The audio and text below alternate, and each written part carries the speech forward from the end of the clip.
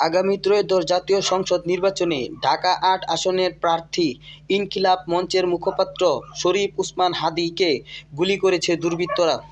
শুক্রবার ১২ ডিসেম্বর দুপুরে এই ঘটনা ঘটে।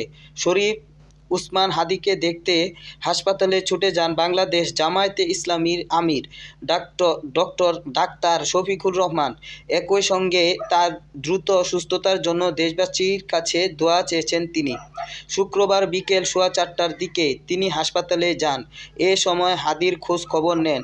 এর আগে শুক্রবার ১২ ডিসেম্বর বিকেলে নিজের ভেরিফাইড ফেসবুক আইডিতে দেয়া এক পোস্টে ডাক্তার শফিকুর রহমান উদ্বেগ প্রকাশ করে বলেন, রাজনৈতিক মতভিন্নতা কখনোই সহিংসতার অজুহাত হতে পারে না। এই ঘটনায় দ্রুত, নিরপেক্ষ ও স্বচ্ছ তদন্ত প্রয়োজন। এদিকে হাদীকে দেখতে ঢাকা মেডিকেল কলেজ হাসপাতালে যান বিএনপির স্থায়ী কমিটির সদস্য ও ঢাকা-৮ আসনে হাদীর প্রতিদ্বন্দ্বী মির্জা আব্বাস।